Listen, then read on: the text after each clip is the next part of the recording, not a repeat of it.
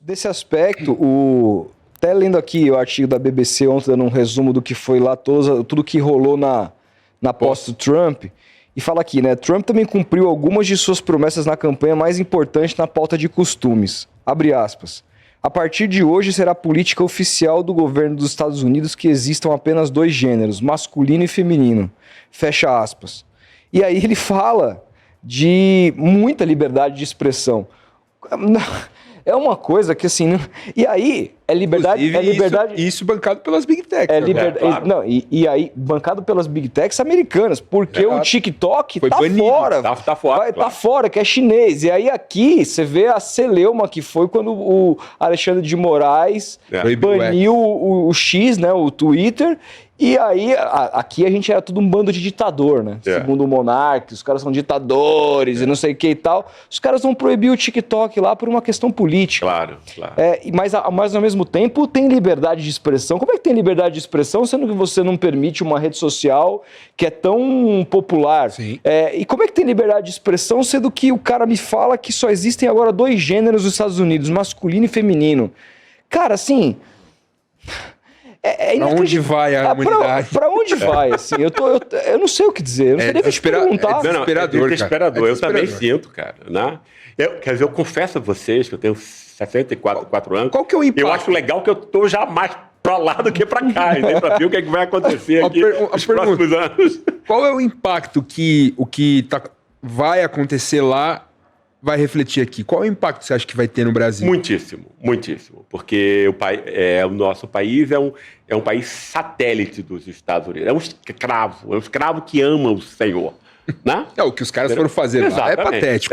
O negócio nem entraram na posse, ficaram do lado de fora, porque não foram convidados. São países muito semelhantes. As pessoas imaginam erroneamente que os Estados Unidos são parecidos com os países europeus. Não são. Né? É extremamente parecido com o nosso. A coisa do racismo impera na política americana. São só 10% de negros lá. Né? Mas domina a política americana sobre 1000 formas já há 50 anos. Né? Quer dizer, mais ainda, né? Enfim, mas de uma maneira... Desde Nixon, né, tem uma maneira muito específica de lidar com isso, sem tocar na questão racial, mas você está sempre falando de raça, no fundo. Né? E é um país que é muito semelhante a gente. Por quê? Porque, de novo, os grupos sociais vão ser condenados a lidar com a sua raiva, o seu sentimento de frustração, humilhação, etc., se opondo a um outro mais fraco ainda do que ele. Essa é a fórmula geral da extrema-direita. Né? Quer dizer, alguém que já está ali montado para que você jogue a sua... quer dizer, você possa atribuir a culpa, etc. Você possa se sentir uma pessoa melhor, mais forte, etc. e tal, né? Que enfim, para quem não tem nada, isso é muita coisa. Então você tem, eu acho que uma situação, esse branco pobre, que é o eleitor típico, né, do Donald Trump, num país onde, quer dizer, que tem mais dinheiro do que a gente, mas onde há 50 anos o salário médio do trabalhador americano está estagnado há 50 anos. Né? Entendeu? Né? Então você tem aí quer dizer, você tem aí o terreno mais fértil, né? E a coisa do racismo enfim, é muito similar à forma como a gente acontece aqui. E teve ontem também, chamou a atenção a questão do perdão aos invasores do Capitólio, né? Que absurdo aquilo. Coisa que, assim, foi completamente combatido, assim, repudiado pela ala democrata norte-americana, né? Falando que era um ultraje isso. Claro. E aí eu já me veio à cabeça, porque nesse momento a direita é muito favorita para ganhar as próximas eleições aqui no Brasil, diante do que aconteceu nas últimas eleições municipais. Claro. Deu um prognóstico de que a gente deve apanhar. Claro. E aí eu já imaginei o próximo presidente de direita brasileiro perdoando aquela galera do 8 de janeiro, anistiando todo mundo, inclusive o ex-presidente Jair Bolsonaro. É o que você espera também? Não. Não é o que eu espero. Não, muito menos o que eu você quero. prevê. Eu acho que aí você tem outras variáveis em jogo aí, né? E tal. Quer dizer, teve uma espécie de alinhamento do Supremo Tribunal, que está desempenhando um papel extremamente importante, civilizatório agora, né? Depois da bobagem que fez com a Lava Jato, etc., coisas assim, né? E tal. Que você não tem, por exemplo, nos Estados Unidos isso, né? Quer dizer, Trump tem mais poder. Tem o legislativo, tem o judiciário e tem o executivo nas mãos. Isso é muita coisa. Muita coisa. Isso é muita coisa, né? Quer dizer, por conta disso ele está tão, né, livre, leve e solto e tal, tá, né, se achando dono do homem mundo. mais poderoso do mundo. Claro, né? E efetivamente e tal, né?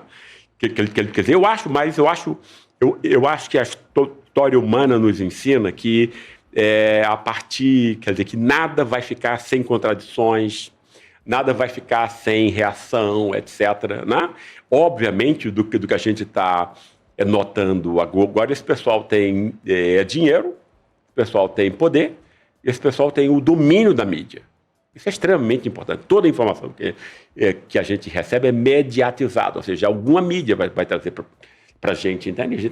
Quer dizer, ninguém vai retirar um negócio que não seja mediatizado, percebe? Se você tem o controle completo da mídia, você tem o controle da vida das pessoas, basicamente, né? Então eu acho que esse é um ponto muito assustador. A gente tem aí algumas, por exemplo, por que a Rede Globo se alinhou, né? Quer dizer, a Rede Globo adotou a coisa anti-bolsonarista, mas continuou, né, economicamente do capitalismo financeiro, a Faria Lima, os desmandos da Faria Lima, etc., né, e tal. Vocês sabiam que dos 20 maiores investidores da BTG Pactual, 19 são americanos? São especuladores americanos? Entende? É desse tipo de dominação que a gente está falando aqui, né? É uma elite subalterna, percebe? Né? O que a elite brasileira ganha efetivamente é de fazer o trabalho do entreposto. Tal, né? Vamos montar um negócio aqui com o dinheiro de... Entende? Quer dizer, inclusive o capitalismo financeiro nacional nasceu com dinheiro de bancos americanos e tal, né? A própria Globo, né? Exatamente. Então você tem aí um contexto, né? Quer dizer, para uma coisa como Rede Globo, não é legal você ter fascismo, porque afinal o poder dela está em influenciar a política, né? Uhum. Então você tem aí algumas contradições, clivagens, né, e tal, para o Supremo Tribunal. Não é legal. Eu não acho que o Supremo eventualmente está fazendo isso por grande espírito público, entende? Faz, antes de tudo, né, quer dizer, embora eu saiba que uns 2 ou 3 ali possuem espírito público, né? Quer dizer, isso não é o grande ponto. É uma questão de sobrevivência, né? Porque o poder do Supremo e dos juízes do Supremo dependem do jogo democrático. Se tem fascismo, esse cara não tem poder nenhum. Uhum. É zero. Entende? Ninguém vai querer comprar o escritório do filho do juiz do Supremo e tal, se ele não pode agir nada. Seca o dinheiro. Sim. Percebe? Seca o dinheiro realmente importante para essas pessoas, né? O que você espera da relação comercial agora entre Estados Unidos e Brasil? O Trump falou que, né, a gente depende deles, que eles estão pensando em taxar em 100% o produto dos BRICS, etc. E ainda é um governo aqui do Lula, né, que ele é conciliador, mas é muito diferente daquilo que o Trump pensa como ideologia e tudo mais. O que você espera que o Brasil pode sofrer em termos econômicos agora com o Trump ocupando esse espaço?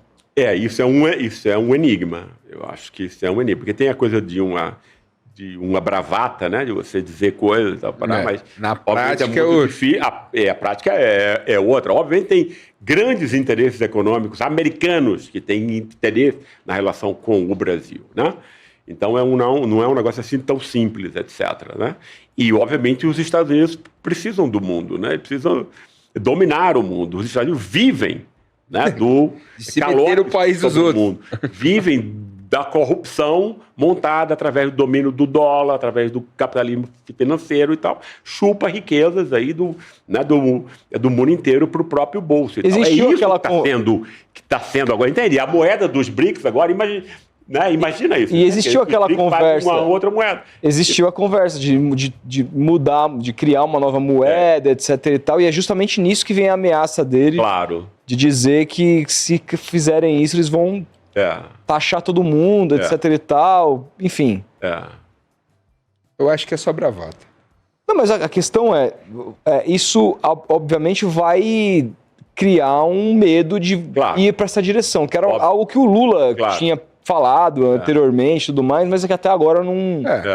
Mas é justamente no medo que eles trabalham, né? De dominar ali ideologicamente as pessoas. A questão assim, a história mostra que os países que vão meio contra os Estados Unidos costumam sofrer na pele muitas coisas, né? Cuba é um exemplo. Claro. Até hoje. Né? Até hoje. Uhum. Até que ponto dá para peitar esses caras? Eu acho, veja bem, pode ter novas articulações aí e tal, entende? Essa cena aí de nazismo e tal, isso é um negócio, por exemplo, num país como a Alemanha e tal, para 70% pelo menos, né? Porque tem muita... É um país assim muito... Né? Quer dizer, quem vota no partido nazista é muito pessoal da Alemanha Oriental, né? Entende? Continua sendo um partido minoritário no Ocidente. O nazismo pode voltar, você acha? A extrema-direita pode voltar na Alemanha? Acho que hoje em dia tudo pode acontecer. Mas eu acho que você teve lá, e eu lembro, quer dizer, eu morei 13 anos ao todo, em várias épocas e tal, né? A coisa que eu mais admirava era exatamente isso, entende? Era uma crítica, quer dizer, não passava dia que você não visse alguma coisa sobre nazismo, sobre morte, sobre holocausto, sobre guerra, e o que tudo isso levou, etc, etc.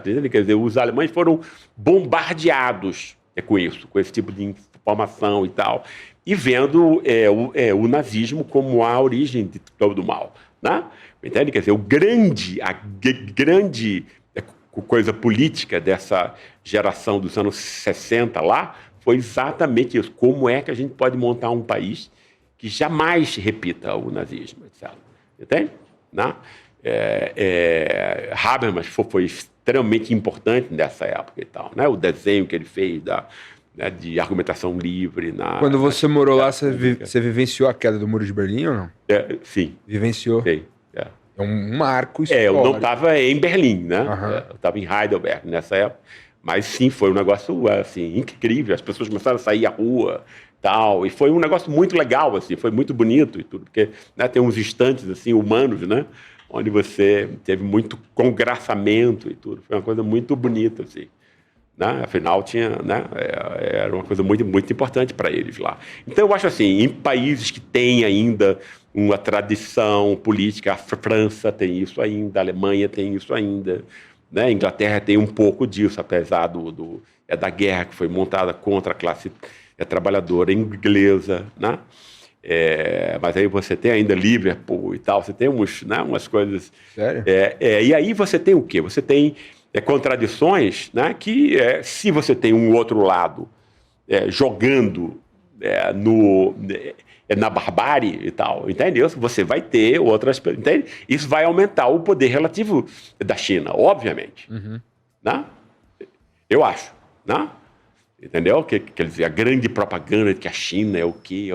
É a dominação... oriental, não democrática, você perde completamente a validade. Que democracia. Total.